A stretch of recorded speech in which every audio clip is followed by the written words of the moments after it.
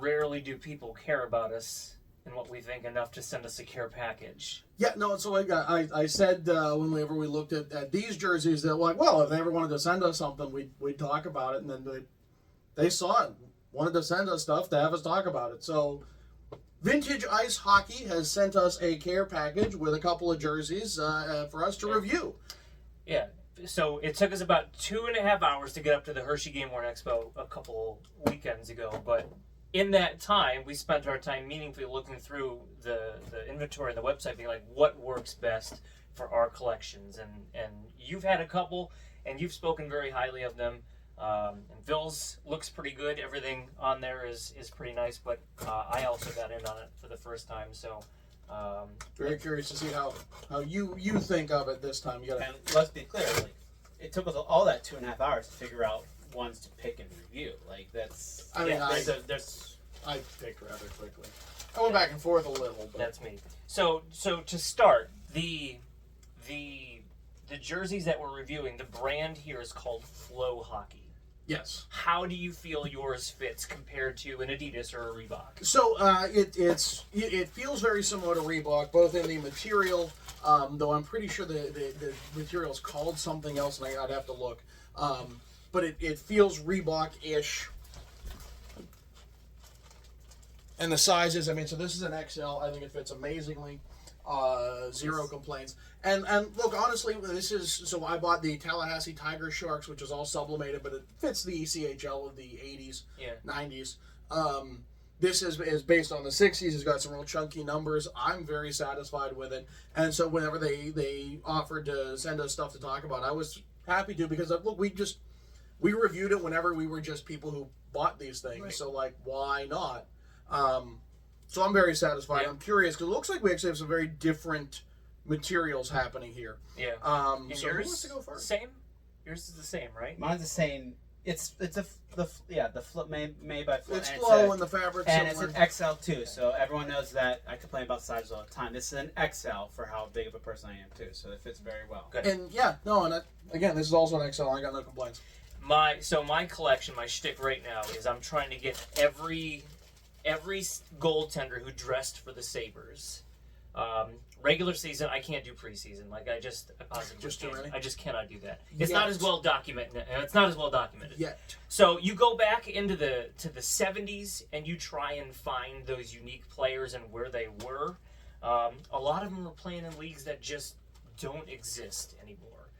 And to track down the original versions of these jerseys, I've tried for probably a calendar year now, and you cannot get them. No. So, I mean, they probably didn't make a ton. It wasn't really a big thing to buy and wear jerseys to games then yet. So I am completely content with now exploring these options, and upon first impression, quality crest, like, this works for me, and the material is durable. It's very heavy. Household name, of course, the Billings Bighorns.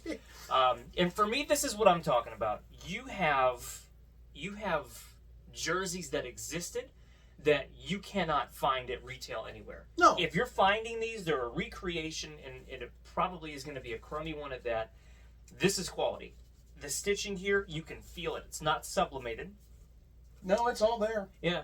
For me, teams like Tallahassee, like, you're not going to find anywhere. The Columbus Chill, the Baltimore Skipjacks. We were at the Hershey game last weekend, and a guy's walking around in one of these jerseys, the Baltimore Skipjacks jersey.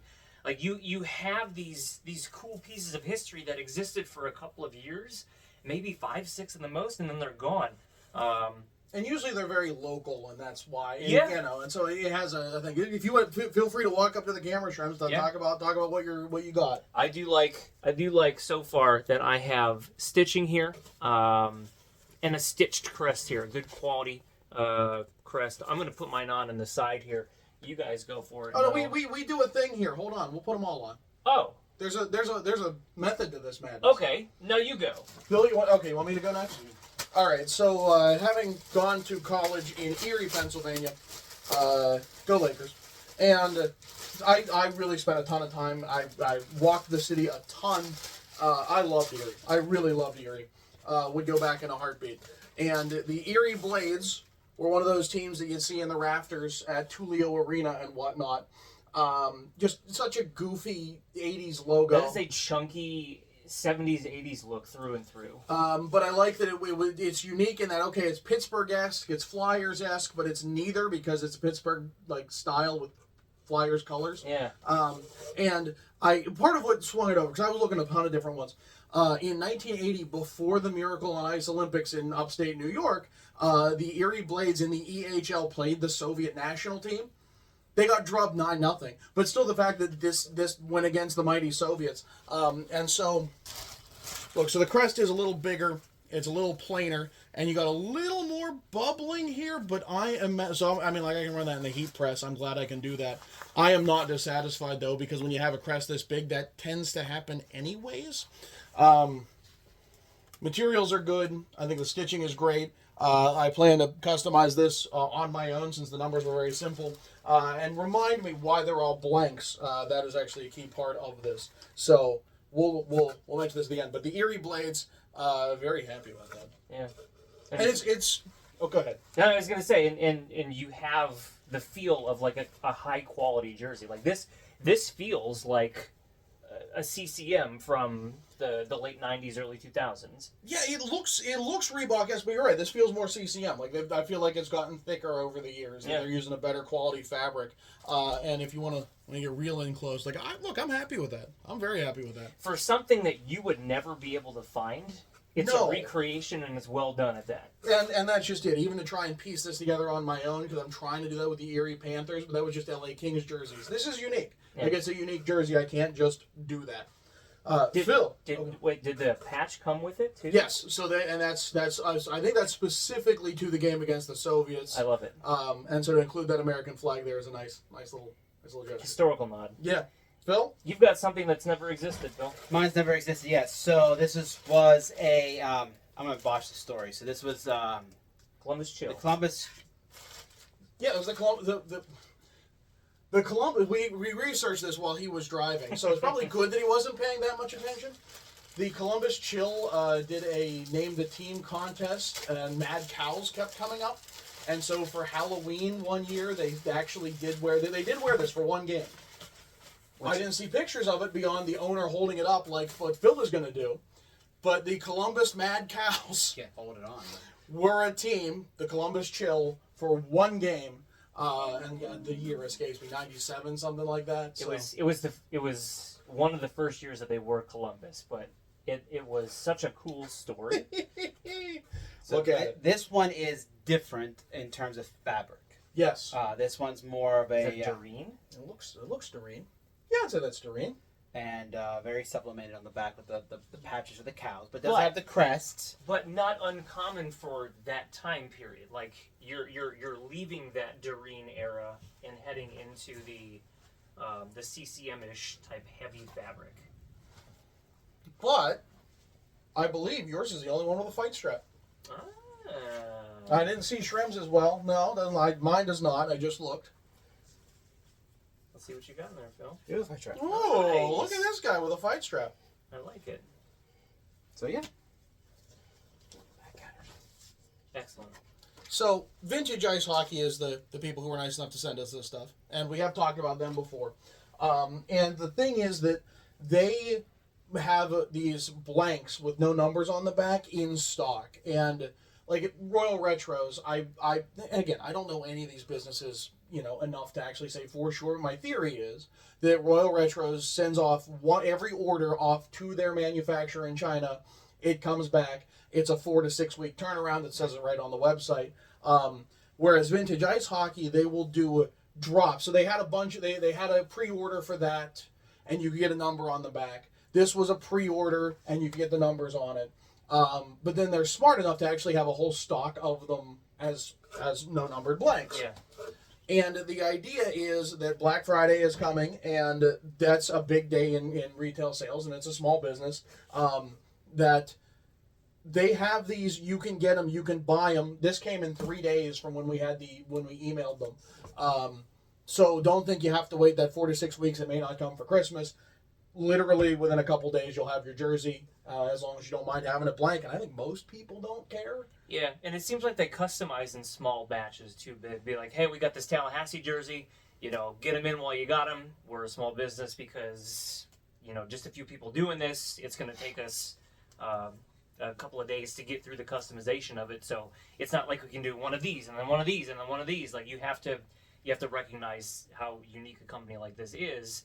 So they're not spreading themselves too thin. Right, it's a lot of SKUs to sit on between how many different teams and how many different sizes. Yeah. Like you got a lot in, so it makes sense. But yes, they do have these in stock, and you can get them whenever.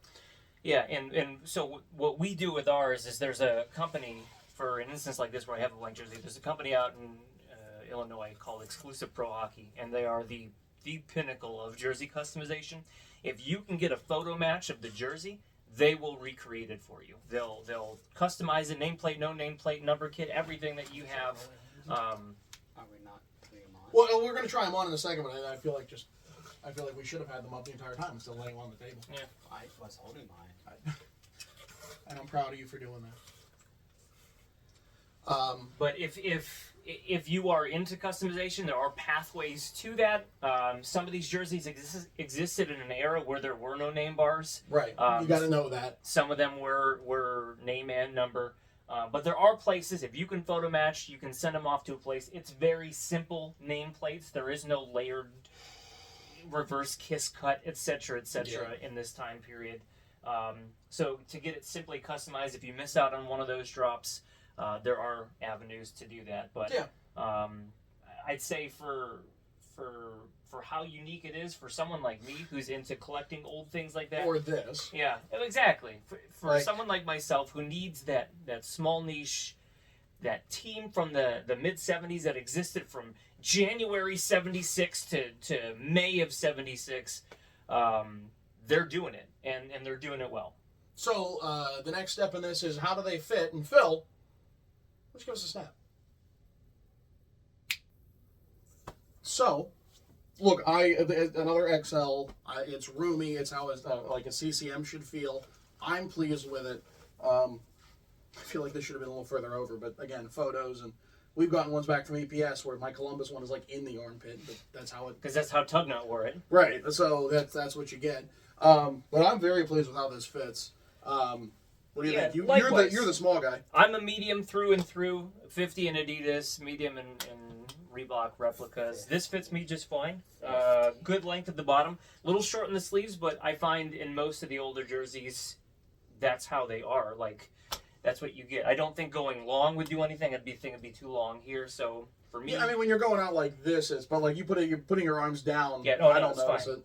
yeah, no, it's fine. So I'm very pleased with the way this fits. I have short arms. I've never had sleeve issues. So, Phil, what do you think? I mean, it's roomy. This is an XL again, and there's a lot of space in it. So We have to get to a Jackets game so you can wear this. Like, I'm not even joking. How fun is that? how many people are actually going to know? It doesn't That's matter. gonna catch somebody. It doesn't matter. They're gonna be like, "Oh my god!" Then you got to know the story. Yeah. By then, I'll be able to figure it out. You're driving to the Columbus game that time, though. Okay. We'll figure out whatever our next jerseys are Well for then. that one. Well then. Final thoughts. You go. Look, all in all, Vintage Ice Hockey, once again, I'm very happy with the product. They have blanks in stock. They also have hoodies and t-shirts, and we didn't really want to get into... We don't know that stuff. Yeah. I don't know that stuff. Check them out, vintageIceHockey.com, or Google Vintage Ice Hockey. Find it. I'm a fan. I continue to be a fan. I'm very happy. I'm very happy they reached out to us. This is cool. Yeah, it's gonna help me immensely because once you get into those 70s and 80s teams, finding those players that dressed for the Sabres but didn't actually played backup for a couple of games like that, I'd rather go out and get something like this. And it's a talking piece. Like, you're not going to run into anybody outside of Billings who remembers this. But you go to Montana, you gotta pack that. You have a sweater to wear. Yeah. And 9 months out of the year it's sweater weather in Montana. So Phil, you're dressed like a cow. Say something. I You know what? that That one's on me. Yeah, okay. I gave him that softball. All right, well, Don't forget to hit like and subscribe. Go check out Vintage Ice Hockey, local small business, so check them out. Got a lot of good options there. Definitely going to be buying more myself in the future here. Come back for another episode of Ugly Thirds. And look, if anyone else wants to reach out to us, I mean, send us jerseys. I'll talk about jerseys. Yeah, really.